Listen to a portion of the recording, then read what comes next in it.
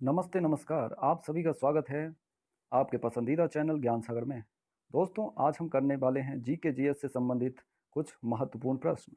दोस्तों, ये आज इस सीरीज का 20वां दिन है और यदि आपने अभी तक हमारा और वीडियो नहीं देखा है तो कृपया हमारे प्लेलिस्ट में जाइए और आप सारे वीडियो देखिए। आशा करते हैं कि ये वीडियो आपको पसंद आएगा और दोस्तों, ये आपके आने वाले सभी परीक्षाओं के लिए बहुत ही ज़्यादा महत्वपूर्ण है। तो चलते हैं आज के पहले प्रश्न की ओर। आज का हमारा पहला प्रश्न है कि भाषा के आधार पर भारतीय राज्यों की पुनः संरचना किस वर्ष की गई थी। तो दोस्तों, इसका जो सही उत्तर है वो है 1956 में। दोस्तों, 1956 में भारतीय राज्यों की पुनः संरचना की गई थी और वो की गई थी दोस्तों भाषा के आधार पर। दोस्तों, हमारा नेक्स्ट प्रश्न है कि सामाजिक वानिकी का मुख्य प्रयोजन क्या होता है।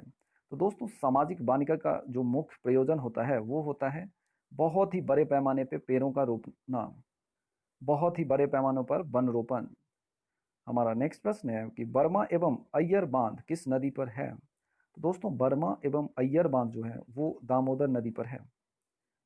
हमारा नेक्स्ट प्रश्न है कि उत्तरी मैदान में गंगा नदी निम्न में से किस शहर से होकर नहीं बहती है।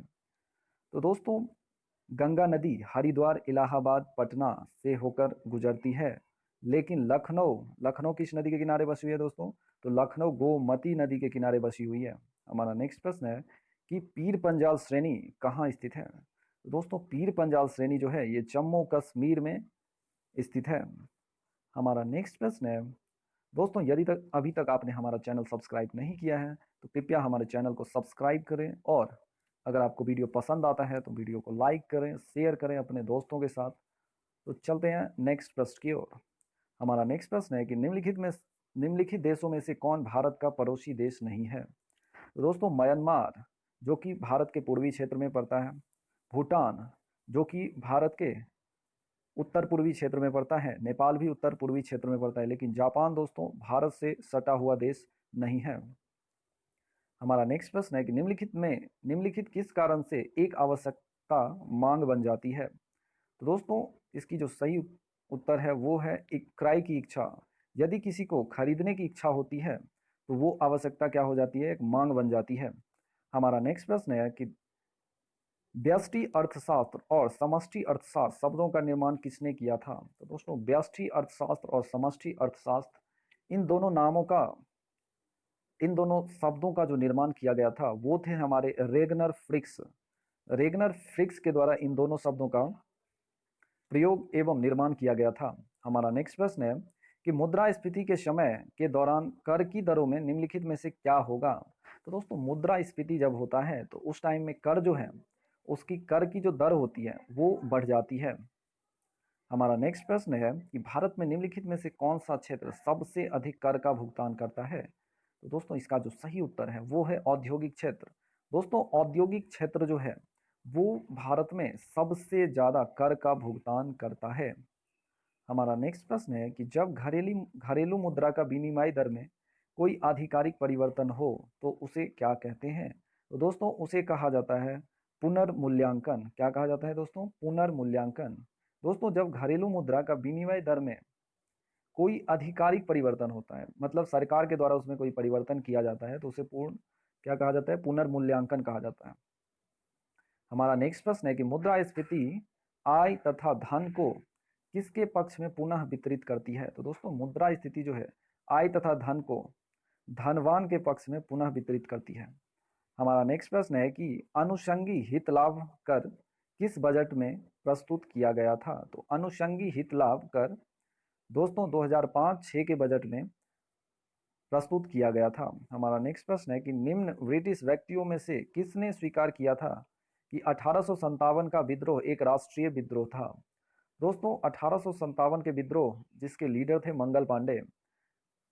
दोस्तों, ये जो ब्रिटिश व्यक्ति थे उनका नाम था डिजरैली। क्या नाम था दोस्तों, डिजरैली। डिजरैली ने दोस्तों स्वीकार किया था कि 1857 की जो क्रांति थी, विद्रोह थी, वो एक राष्ट्रीय विद्रोह थी। हमारा नेक्स्ट प्रश्न है कि चंद्रगुप्त मौर्य के दरबार में भेजा गया यूनानी राजदूत कौन था। तो दोस्तों, चंद्रगुप्त मौर्य के दरबार में जो आया था यूनानी राजदूत वो था मेगास्थनीज। और मेगास्थनीज ने कौन सी बुक लिखी थी दोस्तों? तो इंडिका मेगास्थनीज के द्वारा लिखी गई है। हमारा नेक्स्ट प्रश्न है कि यूरोपीय शक्ति पहचानिए जिससे शिवाजी ने तोपें और गोला बारूद प्राप्त किए थे। तो वो था दोस्तों डच ने ही शिवाजी को तोपें और गोला बारूद दिए थे। हमारा नेक्स्ट प्रश्न है कि वापस वेदों की ओर का आह्वान किया गया था स्वामी दयानंद सरस्वती के द्वारा। दोस्तों, स्वामी दयानंद सरस्वती ने कहा था कि वेदों की ओर लौटो, फिर से आ जाओ अपने धर्म की ओर। हमारा नेक्स्ट प्रश्न है कि भारत के राष्ट्रवादी नेताओं ने साइमन कमीशन का बहिष्कार किया था। दोस्तों, भारत के राष्ट्रवादी नेताओं ने साइमन कमीशन का विरोध इसलिए किया था क्योंकि दोस्तों इसमें कोई भी भारतीय सदस्य नहीं था। दोस्तों, साइमन कमीशन में सारे के सारे अंग्रेज सदस्य थे। इसके कारण राष्ट्रवादी नेताओं ने साइमन कमीशन का बहिष्कार किया था। हमारा नेक्स्ट प्रश्न है कि वायुमंडल की सबसे नीचे की परत को क्या कहते हैं? तो दोस्तों, वायुमंडल की सबसे नीचे की परत जो होती है जिसे क्षोभ मंडल कहा जाता है। क्या कहा जाता है दोस्तों? क्षोभ मंडल कहा जाता है। हमारा नेक्स्ट और आज का अंतिम प्रश्न है कि कोंकण रेलवे किसको जोड़ती है? तो दोस्तों, कोंकण रेलवे रोहा और मंगलुरु को जोड़ती है। दोस्तों, आपको बताना है और आपके लिए रहा ये चैलेंज, आपको बताने हैं कि कोंकणी भाषा जो है ये किस राज्य में बोली जाती है। तो दोस्तों, ये आप हमें कमेंट करें और अगर आपके पास इसके बारे में और जानकारी है और उस राज्य के बारे में और जानकारी है तो मेरे साथ शेयर करें। Thank you. और यदि आपने हमारा चैनल अभी तक सब्सक्राइब नहीं किया है तो हमारे चैनल को सब्सक्राइब करें, लाइक करें और अपने स्टडी ग्रुप में ज़रूर शेयर करें। Thank you. Have a nice day.